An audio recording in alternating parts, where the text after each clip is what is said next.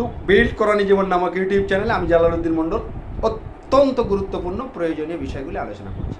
আমি খুব সূক্ষ্মভাবে পবিত্র কোরআনের প্রায় 170টা আমি ভিডিও করেছি। 170টা বিষয় পরিপূর্ণ মানব জীবন কেন্দ্রিক, মানুষের পরিপূর্ণ জীবন ব্যবস্থায় যে বিষয়গুলো শিক্ষাগুলো আমাদের জানা প্রয়োজন, আল্লাহ পাক সারা বিশ্ববাসীকে যে শিক্ষা, যে বার্তা, যে মেসেজ দিয়ে সেই অনুযায়ী তাদের জীবন পরিচালিত করানোর জন্য আল্লাহ পাক কোরআনে মেসেজ দিয়েছে, সেইগুলোকে আমি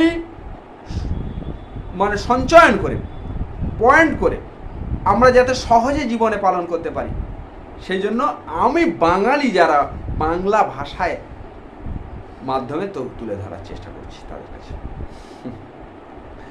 খুব গুরুত্বপূর্ণ বিষয় ভাই, অনেক বিষয়, সবাই যেন এই বিষয়গুলো আত্মায় সত্তায় জীবনে গ্রহণ করলে তবে তো পরিপূর্ণ কোরআন মানা হবে, তবে তো পরিপূর্ণ আল্লাহকে মানা হবে।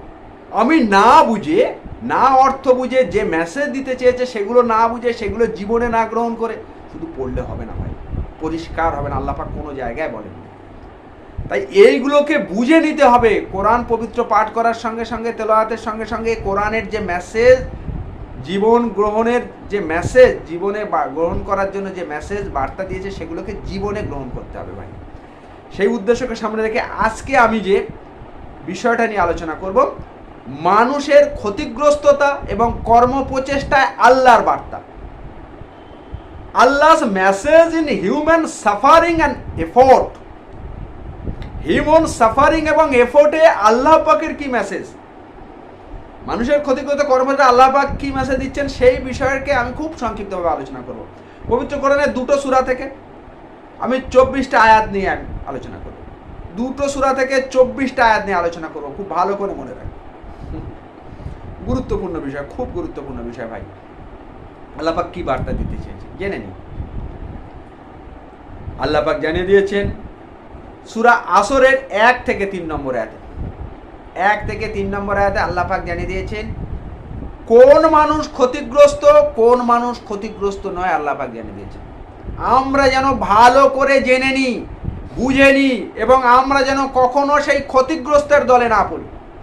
আর যারা ক্ষতিগ্রস্ত নয় সেই দলে পড়ে যেন আল্লাহর সান্নিধ্য লাভ করে আল্লাহর কাছে চিরকালীন পুরস্কার, শান্তির পুরস্কার যেন আমরা পেতে পারি। জেনে নি ভাই, কান খুলে শুনে নি, বুঝে নি আমরা। আল্লাহ পাক জানিয়ে দিয়েছেন মহাকালের শপথ নিয়ে আল্লাহ পাক বলছেন, মহাকালের শপথ, মহাকাল, চিরকাল, সময় এর শপথ নিয়ে আল্লাহ পাক বলছেন মানুষ ক্ষতির মধ্যে রয়েছে। কিসের শপথ নিচ্ছে ভালো করে জানি? মহাকাল, চিরকাল, অনন্তকাল, অনন্ত সময়ের শপথ নিয়ে আল্লাহ পাক জানিয়ে দিচ্ছেন যে মানুষ ক্ষতির মধ্যে রয়েছে, কিন্তু তারা নয় যারা বিশ্বাস করে, সৎকর্ম করে ও পরস্পরকে সত্য ও ধৈর্যের উপদেশ দেয়। খুব ভালো করে মনে রাখি, সমস্ত এরা ছাড়া বাকি মানুষরা ক্ষতির মধ্যে রয়েছে। শুধু তারা নয় যারা বিশ্বাস করে, যারা সৎ কাজ করে এবং পরস্পরকে সত্য এবং ধৈর্যের উপদেশ দেয়। তাহলে আমরা যেন অবশ্যই বিশ্বাস করে আল্লাহর প্রতি, আমাদের একত্বের প্রতি, আল্লাহর প্রতি, রাসূলের প্রতি আমাদের যেন বিশ্বাস করি, সৎকর্ম করি। সৎকর্মটা কি?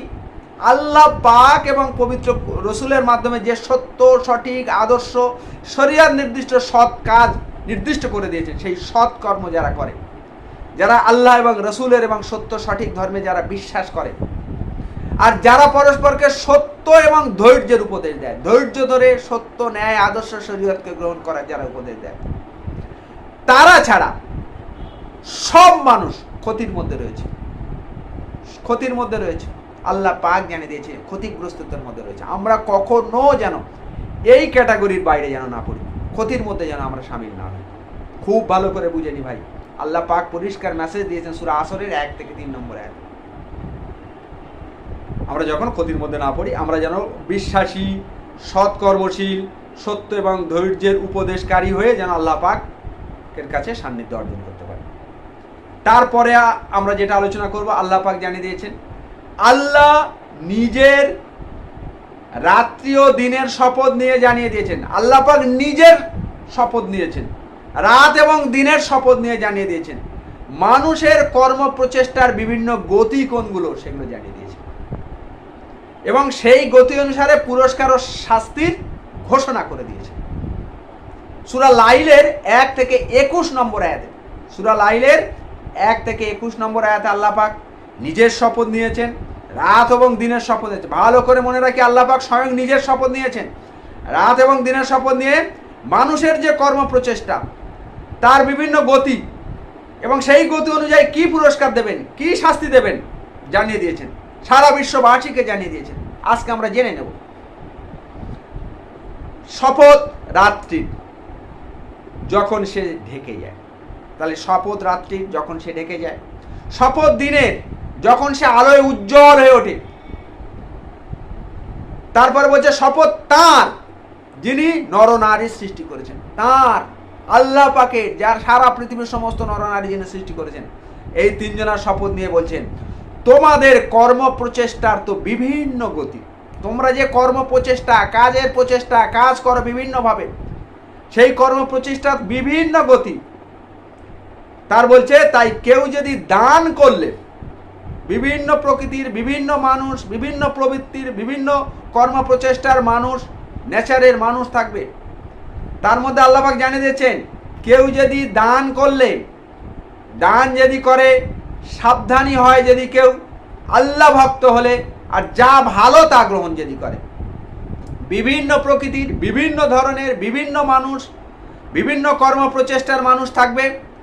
তার মধ্যে বলছে আল্লাহ পাক কেউ যদি দান করে, আল্লাহর প্রদত্ত সম্পদ আল্লাহর উদ্দেশ্যে, আল্লাহর পথে, আল্লাহ যেভাবে দান করতে বলেছেন সেইভাবে যদি কেউ দান করে, সাবধানী হয়ে চলে, বিশ্বাসী সাবধানী, যেভাবে আল্লাহ যেভাবে চলতে বলেছেন সেইভাবে সাবধানতা অবলম্বনের মধ্যে কেউ যদি চলে, আর কেউ আল্লাহ ভক্ত যদি কেউ হয়, আল্লাহর যেটা ভালো তাই কেউ যদি গ্রহণ করে, তার জন্য রয়েছে তার সুখকর পরিণামের পথকে আল্লাহ পাক সহজ করে দেবেন। সুখকর পরিণাম, চিরকালীন শান্তি, চিরকালীন সুখ, জান্নাতের পথকে আল্লাহ পাক সহজ করে দেবেন। আল্লাহ পাক কাদের? ভালো করে মনে রাখি, তার জন্য সুখকর পরিণামের পথকে আল্লাহ পাক সহজ করে দেবেন। কাদের জন্য? যারা কি করবে? আল্লাহ ভক্ত, যারা দান করে আল্লাহর উদ্দেশ্যে, সাবধানী হয়ে চলে, যা ভালো জিনিস তারা গ্রহণ করে, তাদেরকে আল্লাহকে বলেছে সুখকর পরিণামের পথকে সহজ করে দেবেন। এবং যখন তারা এটা করে দেবেন আল্লাহ পাক জানিয়েছে, এবং যখন তার সর্বনাশ বা পতন ঘটবে, যখন এইরকম মানে কিছু কিছু মানুষের যখন সর্বনাশ হবে বা পতন হবে, তখন তার ধন সম্পদ তার কোনো কাজে আসবে না। বিরাট ধন সম্পদ, অট্টালিকার মালিক হয়েছে, কিচ্ছু কাজে আসবে না। যখন তাদের পতন হবে, যখন তাদের পতন হবে, সর্বনাশ হবে, কোনো কিছু কাজে আসবে না। আমার কাজ তো কেবল পথের নির্দেশ দেওয়া, আর আমি তো মালিক ইহকাল পরকালে। জানিয়ে দিয়েছেন আমার কাজ আমার পথের নির্দেশ দেয়া, আর আমি মালিক, আমি ইহকাল পরকালের মালিক। আমার পথের নির্দেশ দিয়ে আমি নির্দেশ দিয়েছি, তোমরা যারা এইগুলো অনুসরণ করবে, মেনে চলবে, বিশ্বাস করবে, তাদের এই সুখকর পরিণামের পথকে আমি সহজ করে দেব, সহজ করে দেব। আর তারপরেই বলছে সহজ করে দেব, আর আমি মালিক ইহকাল পরকালে। এটা জানিয়ে দিয়েছেন আমি তোমাদের লেলিহান অগ্নি সম্পর্কে সতর্ক করে দিয়েছি। জ্বলন্ত অগ্নি, লেলিহান অগ্নি সম্পর্কে সতর্ক করে দিয়েছি। সেখানে যে প্রবেশ করবে সে নিতান্ত হতভাগ্য। আর একটা শ্রেণী থাকবে, লেলিহান আগুনে যে প্রবেশ করবে সে বলছে নিতান্ত হতভাগ্য, নিতান্ত হতভাগ্য। যে এই লেলিহান আগুনে প্রবেশ করবে সে নিতান্ত হতভাগ্য। কখনো আমরা যেন সেই হতভাগ্যের দলে না পড়ি। নিতান্ত হতভাগ্য কারা? যে মিথ্যা আরোপ করে এবং মুখ ফিরিয়ে নেয়।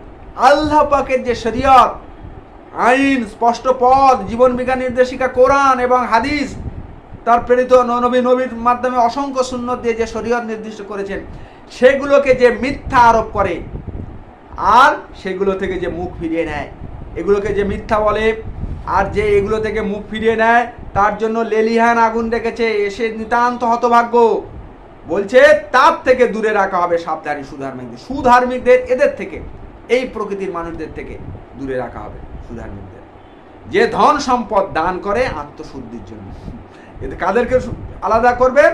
সেই সব সাবধানী সুধার্মিকদের আলাদা করবে এই সব মানুষদের থেকে যারা ধন সম্পদ দান করে আত্মশুদ্ধির জন্য, আর কারো প্রতি অনুগ্রহের বা প্রতিদানের প্রত্যাশা করে না। ধন সম্পদ অনুগ্রহের জন্য, আল্লাহর আত্মশুদ্ধির জন্য, আল্লাহর সন্তুষ্টির জন্য দান করে, অন্য কারোর প্রত্যাশা নয়, অনুগ্রহের প্রত্যাশা নয়, করে না। কেবল মহান আল্লাহ পাকের সন্তুষ্টির জন্য তারা দান করে। সে শীঘ্রই সন্তুষ্ট হবে, সে শীঘ্রই সন্তুষ্ট হবে, আল্লাহ পাক তার প্রতি সন্তুষ্ট হবে, সেও আল্লাহ পাকের সন্তুষ্ট হবে। আর কখনো আমরা যেন এইরকম এই প্রকৃতির প্রবৃত্তির মানুষ হয়ে যেন আল্লাহ পাকের কাছে আমরা যেতে পারি। আর আল্লাহ পাকের কাছে কঠোর পরিণামের পথকে আল্লাহ পাক সহজ করে দেবেন।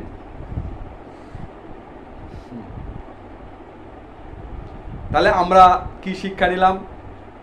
সূরা লাইলের 1 থেকে 21 নম্বর আয়াতে আল্লাহ পাক বলে দিয়েছেন, যারা বিশ্বাসী, আল্লাহ পাক রাত দিন এবং তার নিজের শপথ নিয়ে আল্লাহ পাক জানিয়ে দিয়েছেন, তোমাদের বিভিন্ন কর্ম প্রচেষ্টা থাকবে, বিভিন্ন প্রকৃতির প্রবৃত্তির মানুষ থাকবে, তার মধ্যে যারা সাবধানী হবে, যারা আল্লাহ ভক্ত হবে এবং যারা আল্লাহর পথে ব্যয় করবে, তাই তো দান করবে, তাদের জন্য আল্লাহ পাক সুখকর পরিণামের পথ সহজ করে দেবে।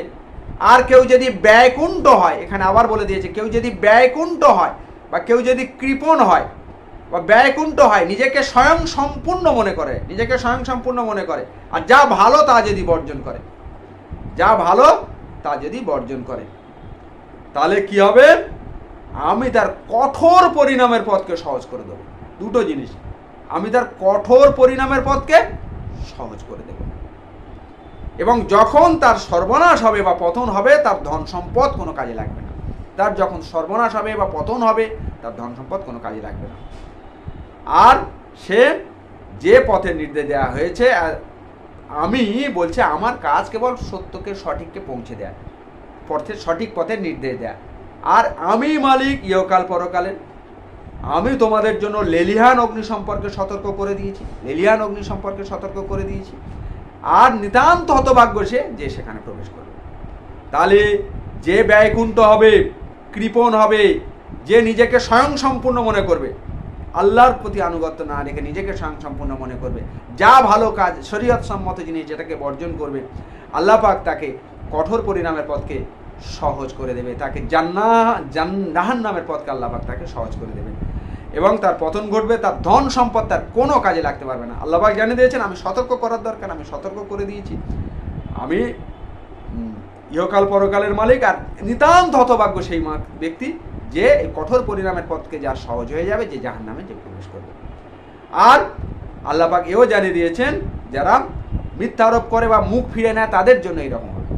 আর যে সাবধানী যারা, সুধার্মিক যারা, যারা তাদের ধন সম্পদকে আত্মশুদ্ধির জন্য ব্যয় করে, আল্লাহর সন্তুষ্টির জন্য ব্যয় করে, মহান আল্লাহর সন্তুষ্টির জন্য ব্যয় করে, কারোর অনুগ্রহ প্রতিদানের প্রত্যাশা করে না, তাদেরকে প্রতি আল্লাহ পাক সন্তুষ্ট হবেন, তাদেরকে সুখের বা শান্তির জায়গা দেবেন, চিরকালীন সুখ শান্তির জায়গা জান্নাতে তাদেরকে দেবেন। আমরা সবাই জানি চিরকালীন সুখ শান্তির জায়গা জান্নাতে নিজের জায়গা করে নিতে পারি। সারা পৃথিবীর মানুষের কাছে এই মেসেজ, এই বার্তা পৌঁছে দেওয়ার জন্য আবেদন করে শেষ করি।